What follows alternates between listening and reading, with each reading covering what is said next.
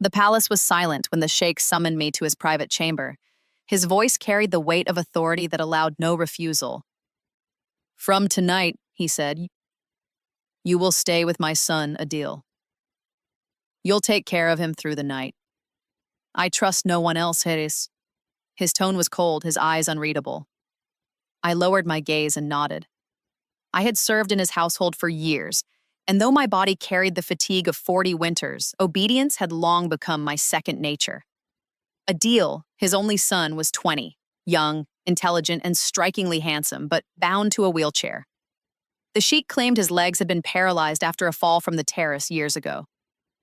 People in the palace whispered that the young man had never smiled since.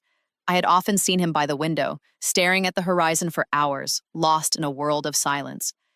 That night, I entered his room for the first time with a sense of duty and unease.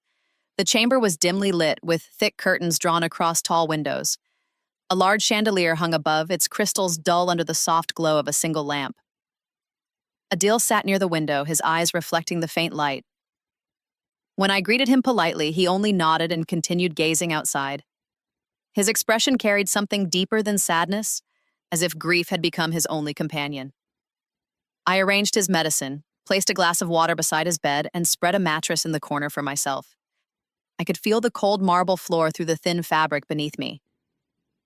As the night deepened, silence filled the corridors outside, interrupted only by the faint rustle of wind.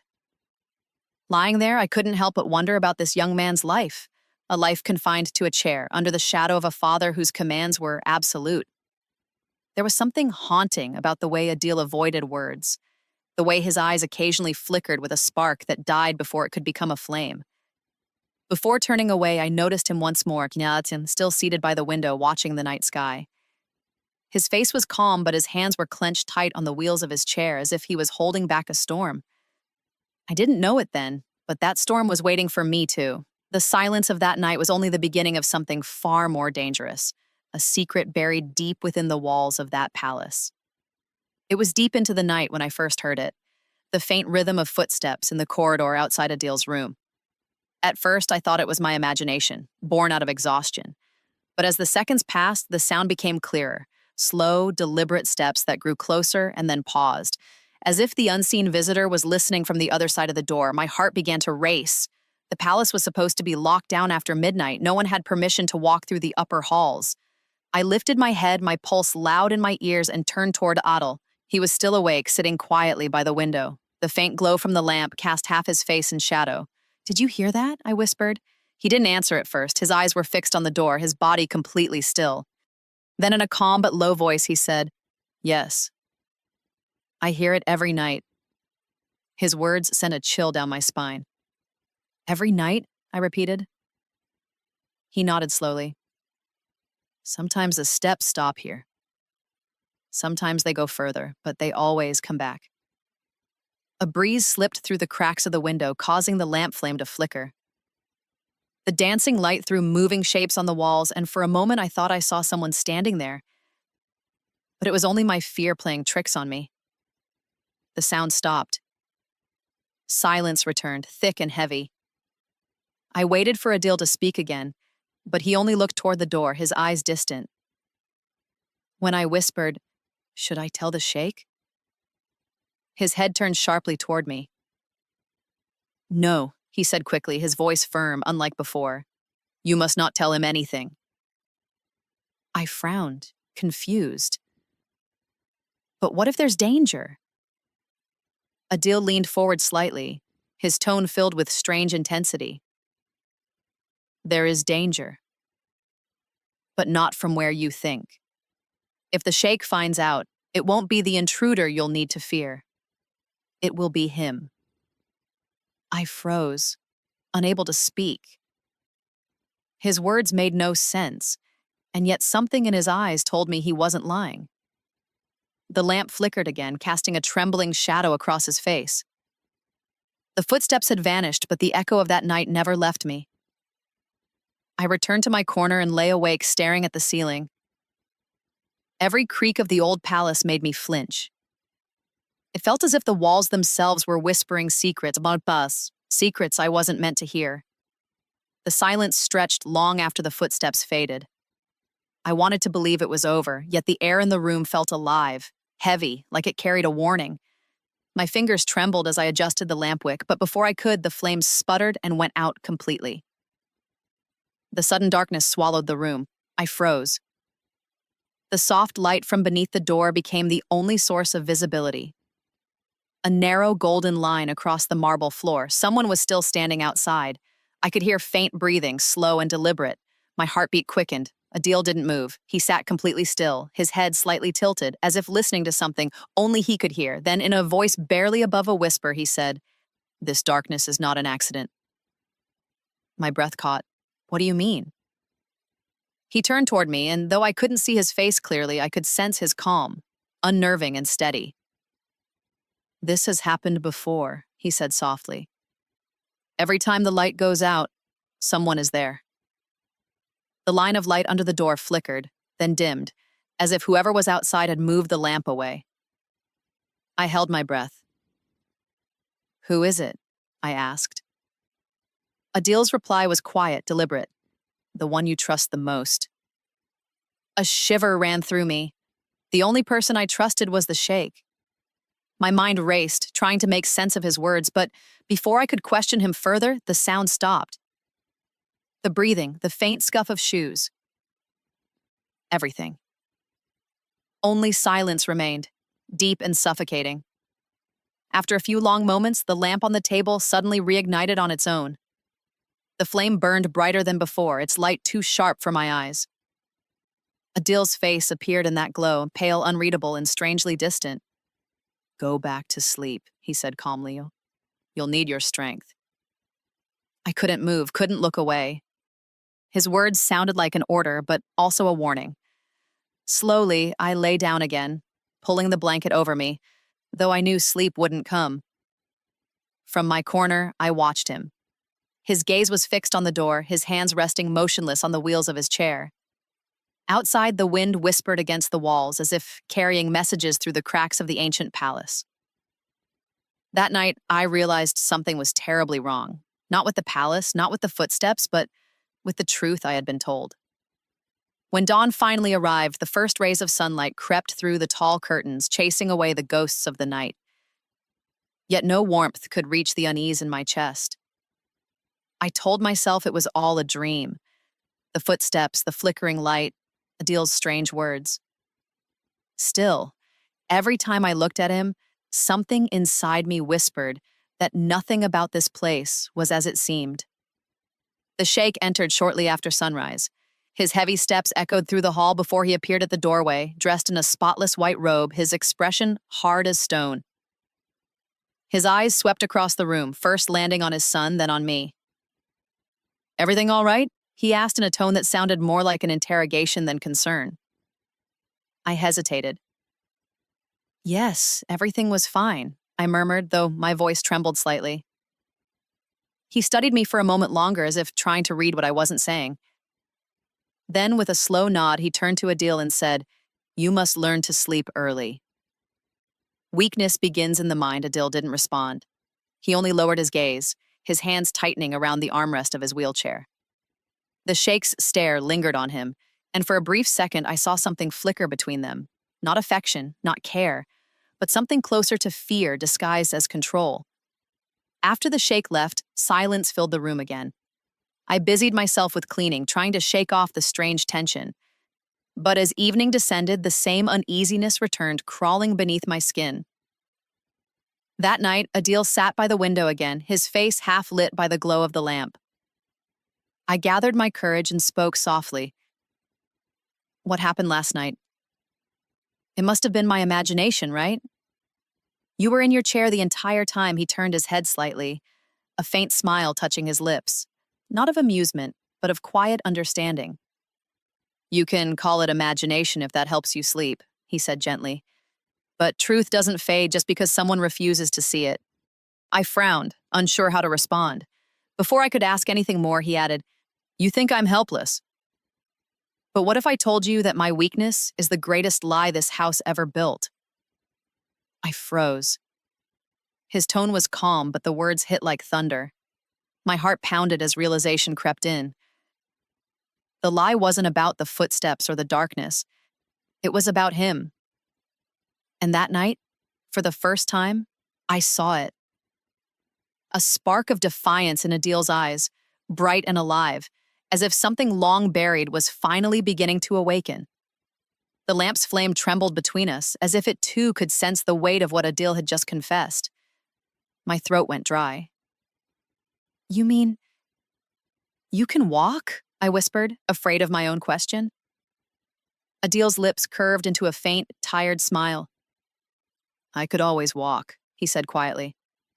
"But my father didn't want the world to know. He needed a story. A son who was too weak to inherit his power. A crippled heir who could never rise against him." I stared at him, unable to speak. Every detail of the past weeks replayed in my mind, the careful way the sheikh had spoken about his son, the isolation of this wing of the palace, and the guards who never let anyone near Adil without permission. It all began to make sense now. Adil continued, his voice low but steady. "He told everyone I fell from the terrace when I was 15. He made sure the doctors were paid to repeat the lie, and from that day I was no longer his son. Just a prisoner in a golden cage." His words filled the room with silence so deep that even the wind outside seemed to pause. "But why?" I finally asked. "He's your father. Why would he do this to you?" Adil's gaze shifted toward the window where the faint moonlight framed his face. "Because he's afraid," he murmured. "He's afraid I might expose the things he hides behind his prayers and his charity. The greed, the corruption, the deaths he caused." A shiver ran down my spine. The palace, once a symbol of grandeur, now felt like a tomb filled with secrets. I could almost hear them breathing through the walls. "I tried to fight him once," Adil said after a pause. "He made sure I could never try again. From that day, I lived the lie he created. The helpless son who needed to be watched every night. That's why you're here," I felt my heart sink. The truth was cruel, but it explained everything. "Then those footsteps," I began. He looked at me, his eyes sharp and knowing. "He sends his men to check. Sometimes he comes himself. He doesn't trust anyone. Not even me." The lamp flickered again, casting restless shadows across the marble floor. Adil leaned closer, his voice firm now. "But this will end soon. I won't live as his prisoner anymore. You will see what freedom looks like, Bus, and what it costs." Outside, the wind howled through the corridors as if carrying a warning. The night had returned, and with it the promise of another reckoning. The following night arrived with a strange stillness. Even the crickets outside had fallen silent, as though the entire world was holding its breath. I sat in the same corner of Adil's room, pretending to read, but every sound made me flinch. Somewhere deep inside, I knew that the peace of this palace was nothing more than a mask. And behind it, something monstrous was waiting. Adil was quiet too, though not in the same defeated way I had first seen him. His silence now carried intent. He moved about his room with quiet assurance, standing when he needed to, sitting only when footsteps echoed faintly from beyond the door. It terrified me how effortlessly he shifted between roles, the helpless son and the hidden survivor. Then the door creaked open. The sheikh entered, holding a small oil lamp. His presence filled the room like a storm. "Still awake?" he asked coldly. His eyes swept over both of us, lingering longer than necessary on Adil. Adil instantly sank back into his wheelchair, his hands limp on the armrests. "I couldn't sleep," he said softly. The sheikh studied him for a moment, then turned toward me. "You know your duty," he said in a tone that left no room for argument. "Whatever happens in this room stays in this room." His words struck me like a warning. Before I could respond, he leaned closer to his son and whispered something I couldn't hear. Adil's jaw tightened, but he didn't reply. The sheikh's gaze returned to me once more before he left, closing the door with deliberate care. The silence that followed was unbearable. I turned toward Adil, who had already risen from his chair. "You see," he said, his voice low but burning. "He doesn't come to check if I'm safe. He comes to remind me that I'm owned." My breath trembled. "You shouldn't provoke him." "He's dangerous." Adil smiled faintly. "He's been dangerous my whole life. But I'm done living by his fear." He walked toward me, the sound of his bare feet against the marble sending chills down my spine. "You think I'm reckless," he continued, "but I've waited years for this, to show him that I'm no longer his crippled son." I swallowed hard. "And what about me?" He looked at me, really looked at me, for the first time. "You're my witness," he said quietly. "And soon the world will know the truth through you." The wind outside picked up again, rattling the windows as if the palace itself was listening. I didn't know it then, but that night marked the beginning of the end. Not just for Adil's chains, but for every lie the sheikh had ever built. The night after the sheikh's visit, Adil was restless. He moved across the room in silence, his eyes distant, as though he were walking through the corridors of his own memories. I sat on the edge of my small mattress, unsure whether to speak or stay quiet. The air was heavy with unspoken truths, and I sensed that something inside him was on the verge of breaking. After a long silence, he said, almost to himself, "You've never seen my mother, have you?" The question startled me. In all the months I had worked in the palace, not once had I heard anyone mention her. "No," I replied softly, no one ever speaks of her." Adil's face darkened. He turned toward the window where the pale moonlight traced the outline of his shoulders. "They don't speak of her because they fear her memory," he said. "She was the only one who ever stood up to him." To my father. I leaned forward, my heartbeat quickening. "What happened to her?" He hesitated for a moment, his voice trembling when he spoke again. "She wanted me to leave this place. She wanted me to live free. But the night she tried to help me escape, she suddenly fell ill. Within days she was gone, I felt a chill crawl down my spine." "You think he had something to do with it?" Adil turned toward me slowly, his eyes glinting in the half-light. "I don't think," he said bitterly. "I know." The words hung in the air like a curse, my breath caught as I tried to process them. "But he's your father," I whispered. "Why would he—" "Because she threatened his power," Adil interrupted. "She wanted me to be free, and he couldn't allow that. To him, love is weakness, and weakness must be erased." He sat down again, his expression breaking for the first time since I'd known him. "After she died, I stopped speaking. I pretended to be the cripple he wanted. It was the only way to survive. I couldn't stop my tears. Everything I had believed about this household, its wealth, its discipline, its silence, was nothing more than a disguise for cruelty." I reached out and placed a trembling hand on his shoulder. "You're not alone anymore," I whispered. "You still have a chance." Adil looked up at me, his voice steady now. "Then help me.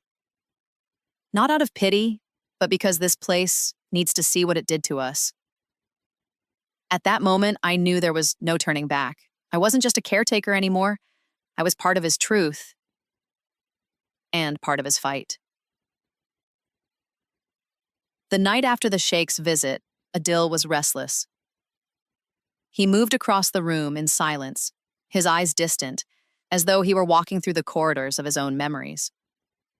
I sat on the edge of my small mattress, unsure whether to speak or stay quiet. The air was heavy with unspoken truths, and I sensed that something inside him was on the verge of breaking. After a long silence, he said, almost to himself, "You've never seen my mother, have you?" The question startled me. In all the months I had worked in the palace, not once had I heard anyone mention her. "No," I replied softly. "No one ever speaks of her." Adil's face darkened. He turned toward the window where the pale moonlight traced the outline of his shoulders. "They don't speak of her because they fear her memory," he said. She was the only one who ever stood up to him, to my father. I leaned forward, my heartbeat quickening. What happened to her? He hesitated for a moment, his voice trembling when he spoke again. She wanted me to leave this place. She wanted me to live free. But the night she tried to help me escape, she suddenly fell ill. Within days, she was gone. I felt a chill crawl down my spine. You think he had something to do with it? Adil turned toward me slowly, his eyes glinting in the half-light. I don't think, he said bitterly. I know. The words hung in the air like a curse. My breath caught as I tried to process them. But he's your father, I whispered. Why would he? Because she threatened his power, Adil interrupted. She wanted me to be free, and he couldn't allow that. To him, love is weakness, and weakness must be erased. He sat down again, his expression breaking for the first time since I'd known him. After she died, I stopped speaking. I pretended to be the cripple he wanted. It was the only way to survive. I couldn't stop my tears. Everything I had believed about this household, its wealth, its discipline, its silence, was nothing more than a disguise for cruelty. I reached out and placed a trembling hand on his shoulder. You're not alone anymore, I whispered. You still have a chance. Adil looked up at me, his voice steady now. Then help me, not out of pity, but because this place needs to see what it did to us. At that moment, I knew there was no turning back. I wasn't just a caretaker anymore. I was part of his truth. And part of his fight. The night of their escape arrived cloaked in silence. Every lamp in the corridor had been dimmed, every door locked, every servant asleep. The palace, usually echoing with command and obedience, now held its breath. I stood beside Adil's wheelchair, my palms slick with fear. The plan had sounded simple. Wait until the guards switched shifts, then leave through the old servants' passage near the stables. But simplicity was an illusion in a house ruled by a man like the Sheikh. Adil's eyes glimmered in the low light, not with fear, but with determination. Stay close, he whispered. No matter what happens, don't stop. We moved down the hall, the sound of the wheels against the marble floor echoing faintly like the heartbeat of the night. I kept glancing over my shoulder, certain we were being watched. Shadows stretched across the walls, twisting with every flicker of the distant lanterns. We had almost reached the end of the corridor when a voice thundered behind us, sharp and full of fury. Where do you think you're going? I froze. The wheelchair jerked to a stop. Out of the darkness emerged the Sheikh, his tall frame blocking the passage, his face lit by the flame of a single lamp. Two guards stood behind him, silent and cold-eyed. The scene felt unreal, the captor confronting the prisoner he had created. Adil didn't flinch. His tone was calm, steady. I'm not running, he said. I'm taking back my life. The Sheikh's lips twisted into a bitter smile. Life? You owe every breath to me. You're nothing without my name, without my mercy. Adil's hands gripped the wheels, his voice rising with years of buried anger. You took my mother's life, my freedom, my youth. And you call that mercy? You thought you crippled me, but you only crippled your own soul. The guards hesitated. They had never seen Adil speak this way. The Sheikh's face turned red with rage. Silence, he roared. You are my son. You are mine. But Adil only laughed softly, a sound filled with pain and defiance. No, I stopped being yours the day you killed everything that was human in you. His words struck harder than any weapon. Even the guards looked uneasy. The Sheikh's hand trembled as he lifted his cane, yet he couldn't bring himself to strike. The truth had already begun to dismantle his power. For a long moment, no one moved. The silence was so heavy it felt as if the air itself was listening. The Sheikh stood at the end of the corridor, his lamp flickering, his face caught between rage and disbelief. The guards, loyal for years, looked uncertain. their eyes shifting between father and son, tyrant and victim. Adil straightened in his wheelchair, his voice cutting through the stillness.